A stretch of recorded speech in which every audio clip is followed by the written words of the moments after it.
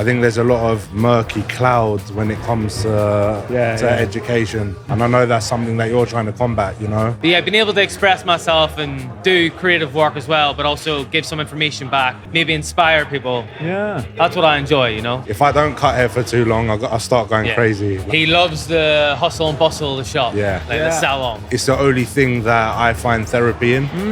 Hi, welcome to the Noble Barber Podcast. I'm Anthony Laban, and we'll be talking to various people in the industry who've made it and their journey and how they got here. Talking honest, cutting through the crap, and making sure your story and their story is heard to help your business and hopefully mine. If you haven't already, please hit the subscribe button, and I hope you enjoy this episode. Hi there, welcome to another episode of the Noble Barber. I'm Anthony Laban, and I am here at the Great British Barber Bash in Belfast. I'm here with Dino Anthony, hi Dino, hi. And Mark Hawthorne, who are the owner and the main educator of Paradigm. Welcome, thank you so much for coming to talk to us. Thank you. I think the main reason I wanted to kind of talk to you guys was that I was really interested in what Paradigm were doing, and then I discovered you were in Winchmore Hill. And I'm not being disrespectful to Winchmore Hill, but it's kind of a small, tucked away kind of suburb of North London. Yeah. I think it's N21, just to give people an idea of how far out it is.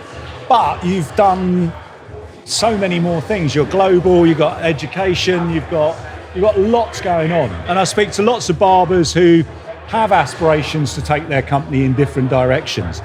And I was really interested to see how it started. And how you got involved. So Dino, if we could start with you. How did Paradigm start with that first Winchmore Hill shop? Well, it started 6 years ago. We had an idea to open a brand that was more for the barbers rather than the customer. And with that, the customer would have reaped the benefits in the future. So we wanted to start a brand that really cared about the people that worked with the brand, and it was a family. And the whole idea of Paradigm is to set that new example. That's what Paradigm means, to set a new example. And we kind of wanted to allow barbers to do what they wanted to do while still being within the brand, and we helped them get there. Okay. So your barbers, is it a team of employed barbers, self-employed? Is it an ever-changing face? Are there different people that guest? So we all our barbers are self-employed. They can choose their work hours, they can work harder, they can work less if they wanted to, but everyone is self-employed. But we have like a really good dynamic of like flexibility within the brand. So if you need to take a day off, like Mark sometimes wants to come back to Belfast to see his family, it's easy to do. He just tells us, gives us a heads up, and he can go. Like, there's no. And so Paradigm started with the first store. 6 years ago, and you've now got 4 premises. What was the journey with that? When did number 2, number 3? How did that process start? So number 2 came in COVID, actually, in 2021. So we were in the lockdown between December and April, was it? We kind of thought, you know what, there's nothing better to do. Let's try and get a shop. And there was a guy that joined us just after COVID, the first one finished. And then we thought, you know what, let's go and, he's from Teddington, let's go and open one down there. So where's that one? In Teddington. Teddington. Yeah, so really nice area. Again, still a suburban, little town. Our whole idea was if we can do it in these areas, fill up the whole outskirts of London, then we can kind of then start moving inside, you know. But what we've found is since COVID, people are working from home more. So the city kind of experience, I actually moved out to the suburbs now because people are at home and they can work from home. So we're busy all day long now rather than just in the afternoons, you know. And Mark, when did you jump on board? So I joined Paradigm about 2.5 years ago. It goes back a bit longer than that. I actually met Dino and a guy, Ed Hoadley, who's the director of Paradigm Teddington at Barber Bash Liverpool. And we'd been in touch, and I went over and saw the boys just before I went to Australia. and I tried to move away from Belfast a couple of times, but it probably wasn't right for me. Right. And then I just threw myself into the deep end and went to Australia for about 6 or 7 or 8 months. Okay. And worked in a high-end salon over there called Area Studio with Owen McCarthy and Lee Windsor. Oh, wow. Yeah.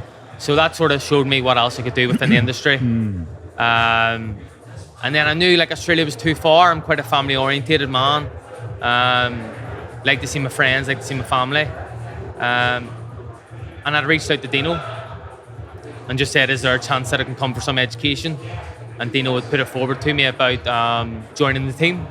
And I was like, I would love to, because I'd previously got a trim off Dino, a haircut. And it was so welcoming, and so the atmosphere in the shop was just amazing.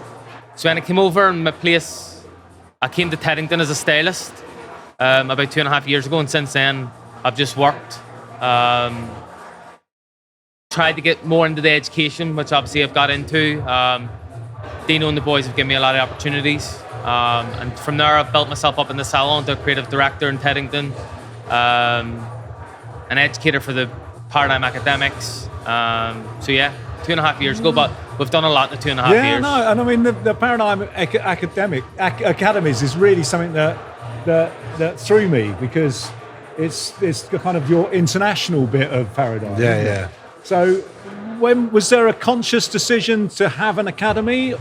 Was it a conversation? Did it happen organically? I think the academy started straight away when we opened. We had a lot of interest from education from beforehand. So when we opened it, we kind of wanted that to be part of the brand. Yeah. You know, educate simply, you know. I think there's a lot of murky clouds when it comes to education. And I know that's something that you're trying to combat, you know. And I think trying to make everything simple and not seem so hard, because the amount of students that me and Mark have seen over the years, it's just like they come and they're so anxious to learn, and it's what they see on social media, it's what they see other education like teams do, you know, and we just wanted to make it simple. It's not wrong.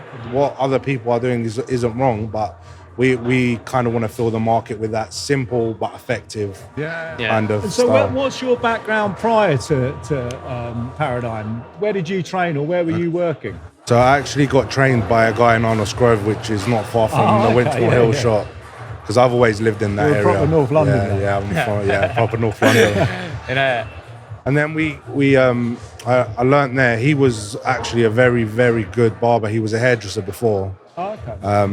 And he used to work for Sassoon's. So he became a barber, opened a barbershop, and I used to go there when I was a kid.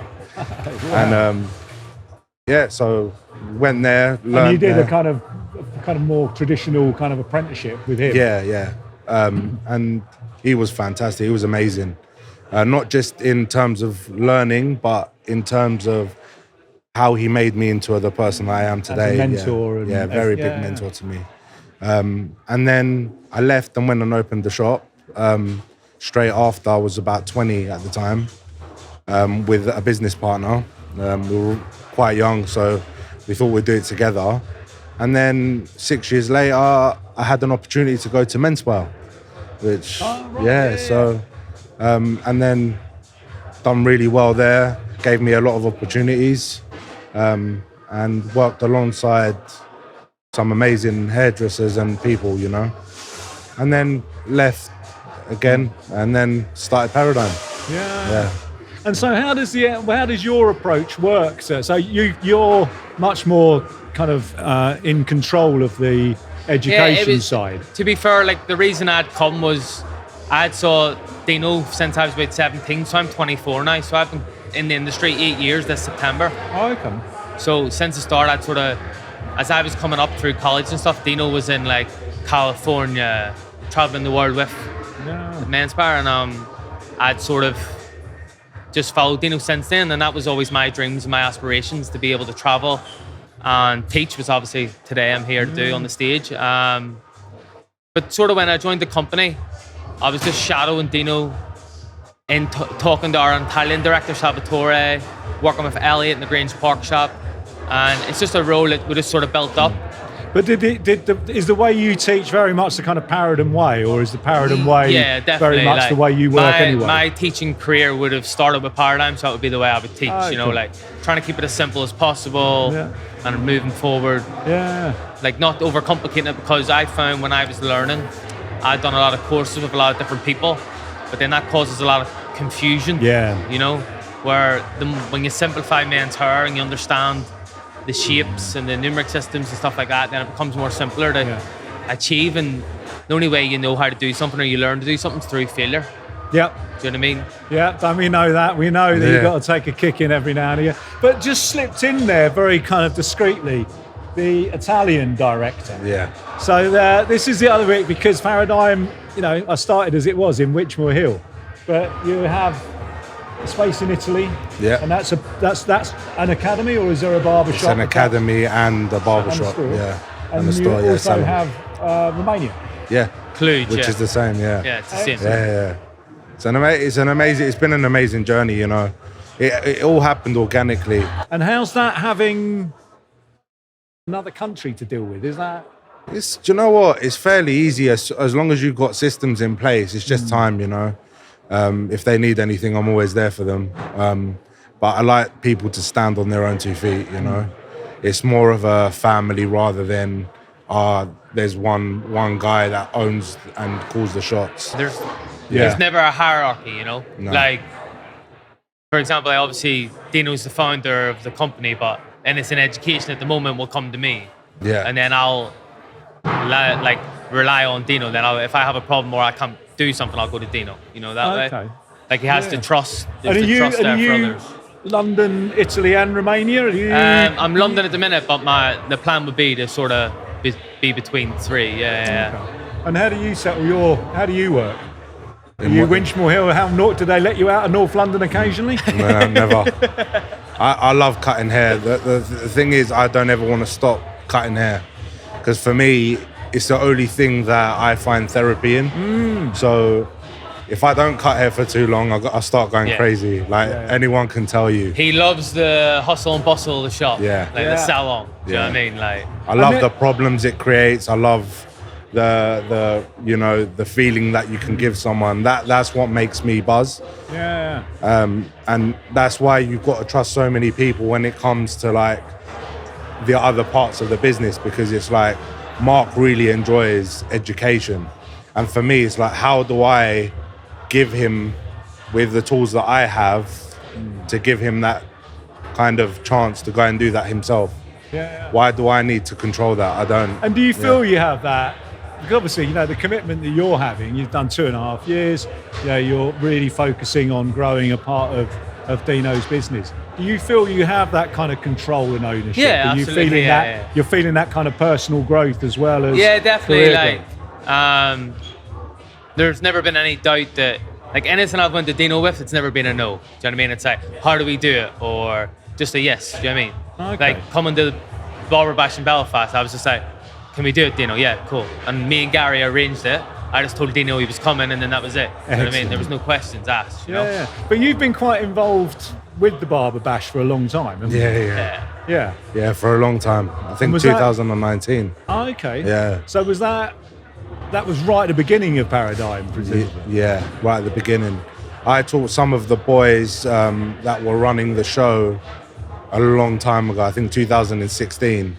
And then when I left Menspire, because I think it was just before I taught one of the boys, they called me up and were like, do you know what, we want you to come and do the Barber Bash. And I said, why not? Right. Excellent. Cool and brand. both of you are cutting here today. Yeah. Is this something that you just say for Barber Bash? I mean, you went around the world several times with Menspire. Yeah.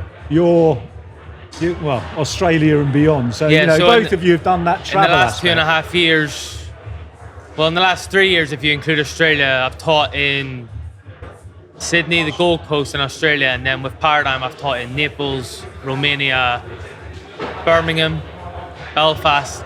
So this is actually my and Dino's third trip back home. Cool. Yeah. So when I started out, my big thing was, and this is why today is so important, to inspire the barbers here, because in Belfast, it's often like, oh, we're from working class areas, we can't do that, we can't do this. But like anyone that knows my personal story, it's like, it's about standing up in the face of adversity. Do you know what I mean? And that'll be my message on the stage today. It's like, I'm from the Shankill Road, which is 15 minutes north of here.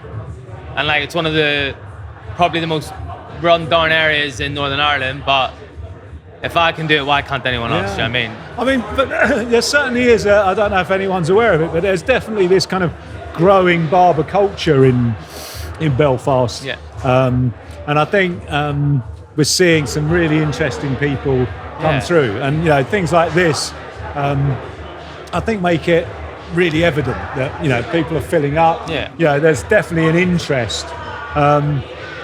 Do you find that switch over? Because I speak to lots of young barbers and they want this international career, but you know you've got to finance it. You've got to, you know, at some point you've got to stand behind the chair, or you know you've got to work a way of how you're earning to do this. And as great as it is to fly around the world and do stuff, how do you cope and your barbers cope with sending them off to Naples and different things? Do you know what? It's very difficult. It's anyone that says it's easy is lying, because for me, if someone knows the way, tell me how, kind of thing.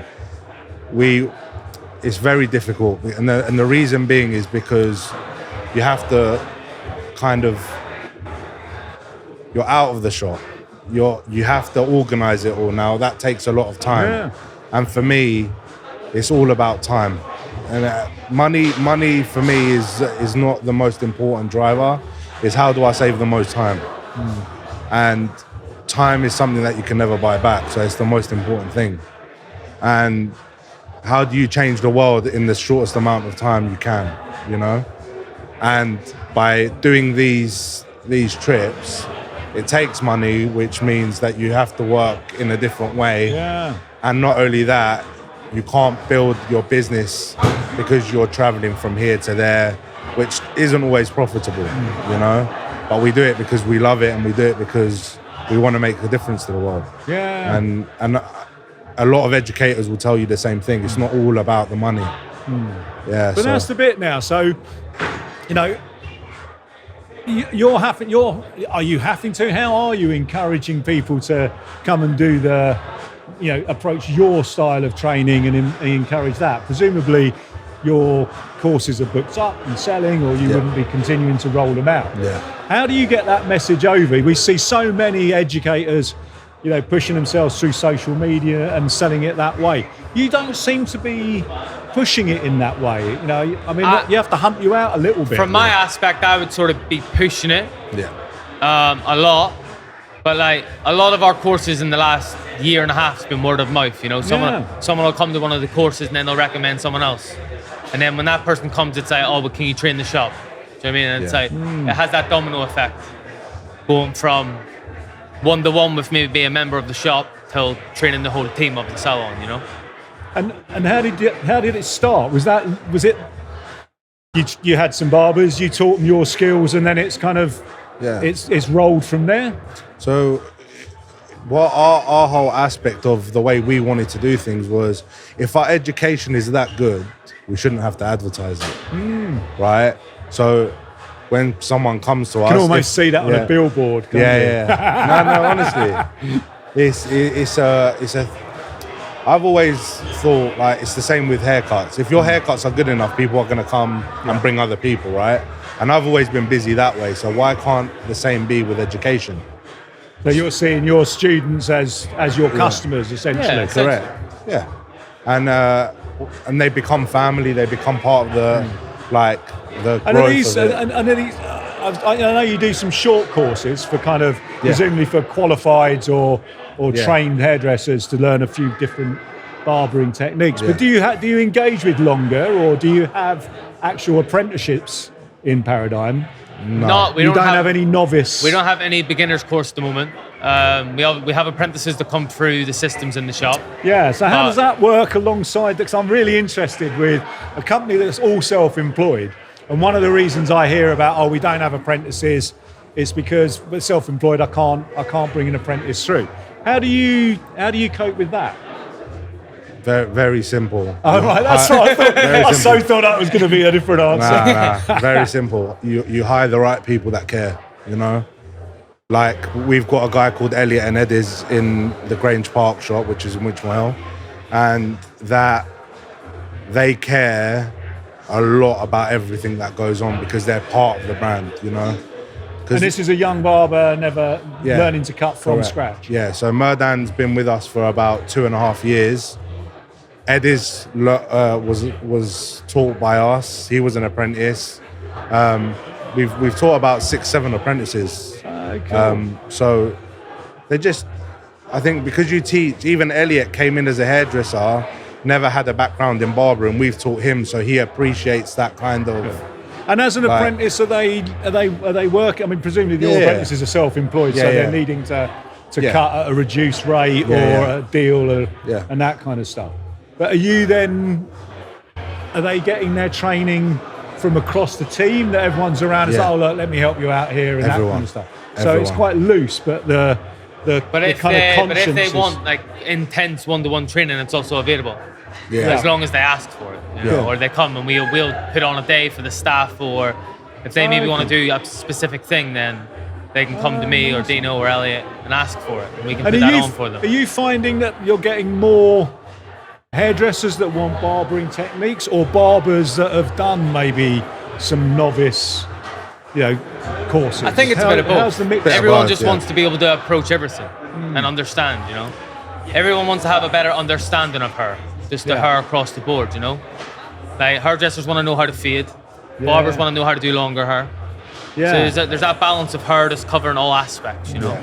But also, you cross over in afro hair as well. Do you both, or does it? You both do? Because that, I think, has been really interesting. I've been barbering a long time, and there were definitely those two separate camps. There was the hairdressers. If you wanted a longer look, you went to the hairdressers. You went to a kind of a black or an afro barbershop, and that was that culture. And you went to the old man Joe, short back and sides. This is all you get. It was.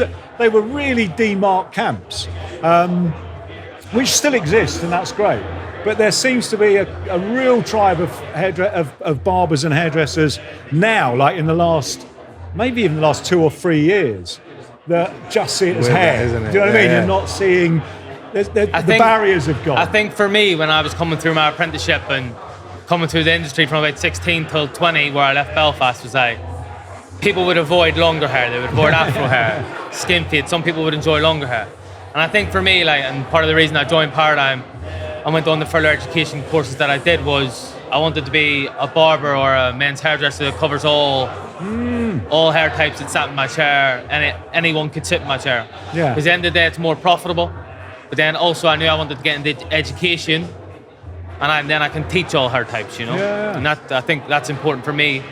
And it's also important for your confidence. More? Do you run kind of afro barbering courses? Yeah, they're available within the company. Oh, cool. Oh, nice one. Yeah. But you were doing that a long time ago, though, weren't you? I mean, how did you know that? I do an element of research along here. But you definitely ahead of the curve were just seeing it as hair. You didn't see that demarcation. I used to get my my haircut from an Afro-Caribbean barber, so for me, it was more like, if I want that, then other people must want that. Yeah. So when I was learning when I was being taught by the guy that taught me when I was an apprentice, I would actually go to the Afro-Caribbean Barbershop, which was actually down the road from literally 2 seconds from the shop that we've got now. And I used to go and sweep the floor just watching him cut hair. So I think the kind of thought process with afro hair is that it's different, and it is, but it's not that much different. The techniques are still the same. You've just got to practice on it a little bit more. All right, it's not harder, it's actually easier. It's just a little bit different. And anyone that's scared to do it, because I see it all the time. We've taught so many people and they're like, I don't want to really do afro hair, and I'm like, but why? I've never done it before. And it's a real fear factor for a lot of guys. And I get it, because it's the unknown, right? But for me, it's like you've got to be like water, as Bruce Lee said. You've got to be fluid. Yeah. Right? You can't be... Oh, I've had a Bruce Lee quote on here. Sorry. This is a first. Well done. My idol. Yeah, so... No, but I think that's really good. And it is certainly becoming more evident. And you're seeing this from your courses, presumably. Yeah. Those sell out well.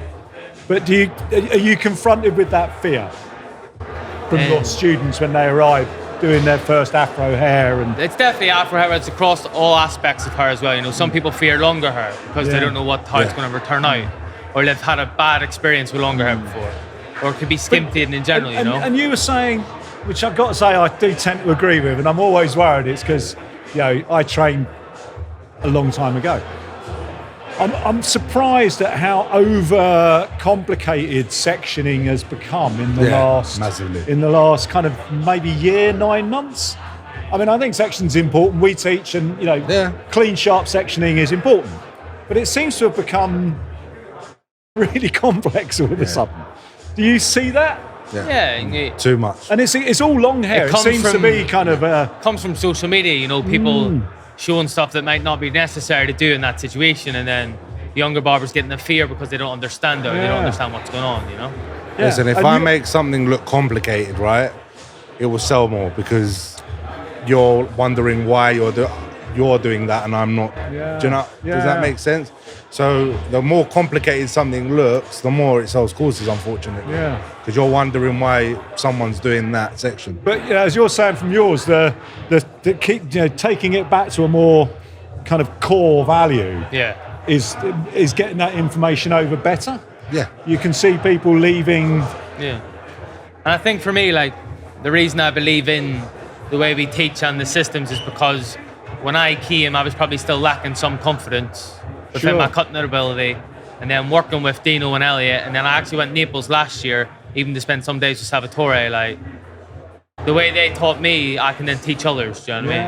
And it's like them systems are the way I've built up my confidence in the way I can go on stage today. But there's a huge difference to being, a good cutter. Yeah. To teaching someone, and that's the bit. I mean, I trained I trained first, and then I retrained to teach, because it is a different skill, and I don't think that's in such a kind of formed way anymore. There's not a kind of train the trainer course out there. Yeah. It does feel like you kind of get to a stage and you're like, I might as well teach this. But you felt with Paradigm that you grew more into your confidence about to teach, because it is confidence teaching, a real kind of sense of ownership and knowing. It's one thing cutting on the shop floor, but then for me, getting in the position where you feel valuable enough to charge someone £500 a day for one-to-one education. Yeah. For me, there has to be then a responsibility on you to be able to explain it properly and not just be taking the money from them. Do you know what I mean? Yeah. Well, I think that's it. And I think there's a real confidence that comes from teaching simple. Do you know what I mean? Do you know what I mean? I think if you complicate, I've heard a lot of people kind of bluff over, and I'm like, hang on a minute, you missed a bit out there. And they're kind of, and then you just, and the kind of complications of language when you're then taking Romania and Italy. Does you find that your approach makes that more workable as it cuts across language barriers that you're showing, and it's like, I can see what you're doing, it makes sense. Yeah. We see that a big problem when we go to the shows, for example, in Italy. We always we saw the interpreters and they were actually getting it wrong. Oh, really? We were told this by a lot of the students that we've previously taught. So now that we don't need the interpreters because we've got the Italian team now, then they can kind of do that. And if we need to go, then we go and we get an interpreter, but then we're like, we know, we kind of know the terms now. We've kind of taught it ourselves. So it's like, the language barriers are really small. When you cut hair, the language is hair, you know. Yeah. But here, so I mean, how have you found that Naples and whereabouts in Romania is there? Cluj. Yeah. Amazing city, by the way. Do you find that those are local?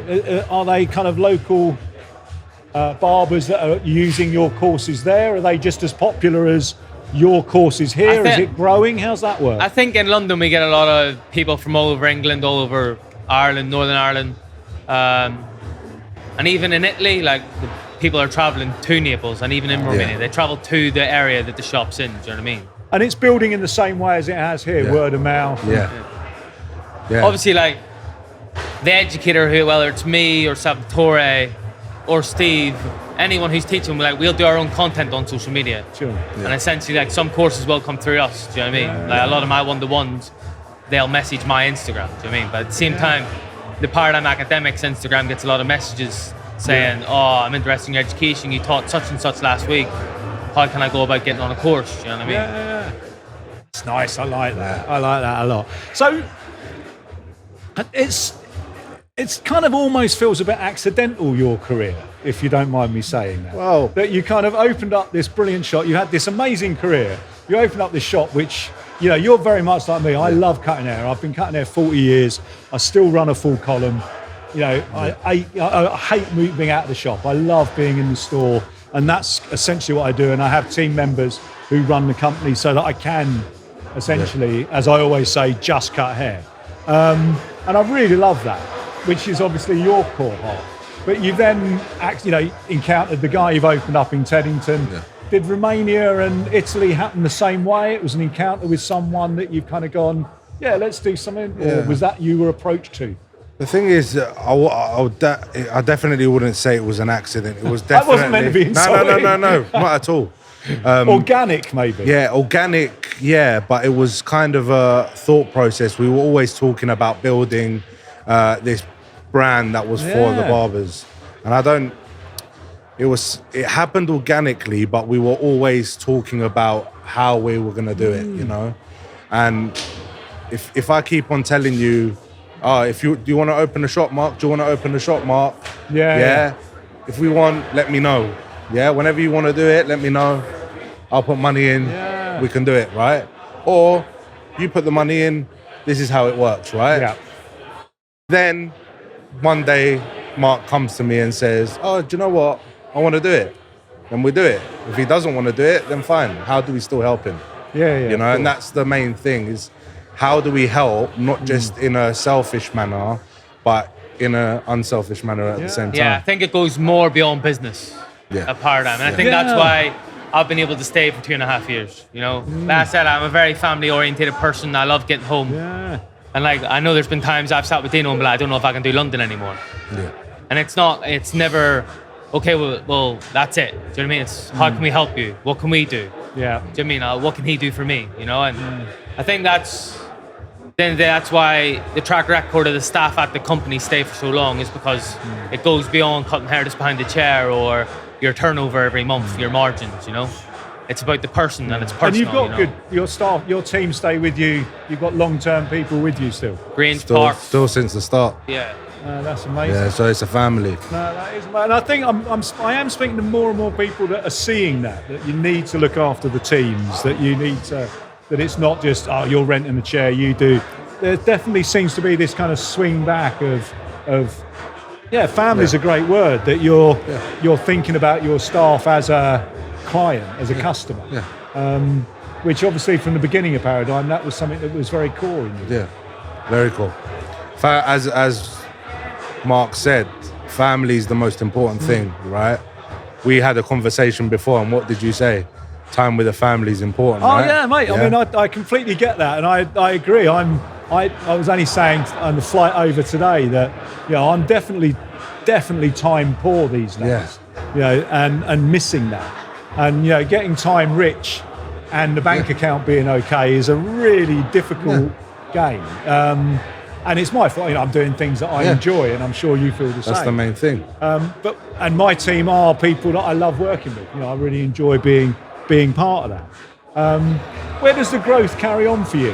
And like I say, I meant accidental because London, Romania, Naples, it's not a natural triangle. Yeah.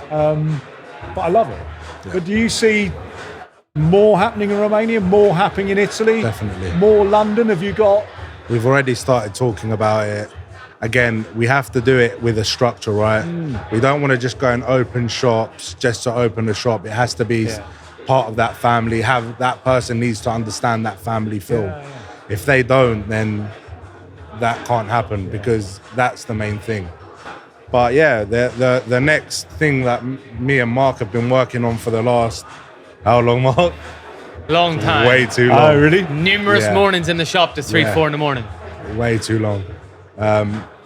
So we want to bring education to more and more people that can't generally afford maybe to come and spend the money to come on the course, the accommodation, the travel, because it's not just the course that we provide to them. They have to come for their food, their drink, their accommodation, their travel. And when you add that all up, it could cost $4 or $5 grand when you're out of the shop, when you're, so it could cost a lot of money. And it's not, most of the cost doesn't come from our courses. So we thought, how do we get that education to more and more people to enrich the barber community? And we thought, okay, let's do some online education, but teaching our core fundamentals, It's like an insight into our intensive 3 days, but online. Yeah. And that'll be the building base for our online academy. Yeah. Oh, how fantastic. Yeah. Today, if you're watching when we're on stage, you'll get a preview of it. Oh, okay. I definitely will. I definitely will. So that's full circle then.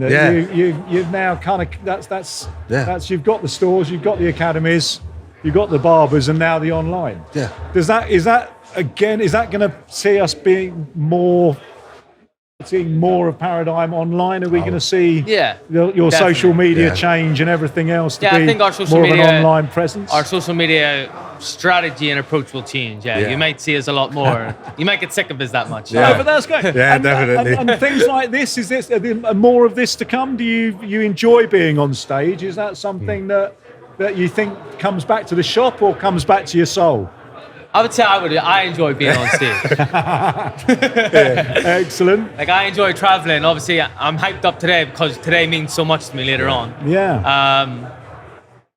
Being able to express myself and do creative work as well, but also give some information back, maybe inspire people. Yeah. That's what I enjoy, And are you still cutting behind the chair? Yeah, I'm in the shops 5-6 days a week. Oh, mate. And how much are you behind the chair? The same. Yeah. You are? Yeah, I like that. See, everyone else, I keep talking to so many people who want to give up being behind the chair, and that's not me I'll either. be behind the chair until I'm 90. If I I'll last that long. I'll be the oldest in your video. I think I would like to do less days. Boys, I think that's been a brilliant chat. I've really enjoyed it. I've really enjoyed Thank you it. so much for your Anthony, time. thank you for having us. Thank you, definitely. Mark. Well, I mean, I think if you haven't checked out the Paradigm Boys, please do. They are on stage here in Belfast, and I'm sure there'll be clips to be seeing. They really are an interesting approach, and I'm really looking forward to seeing how your training structure comes over online. Good luck with that. Thank you. Really enjoying it. I've been the Noble Barber, and we've been at the Belfast Great British Barber Bash. Thank you very much. Thank you. Welcome to the Noble Barber podcast. We're always looking for interesting people and interesting stories. If you know someone or you are someone with a great story that you want to share, get in touch and come and join me on the sofa. Thanks very much for listening. I hope you've enjoyed the episode, and we'll see you next time.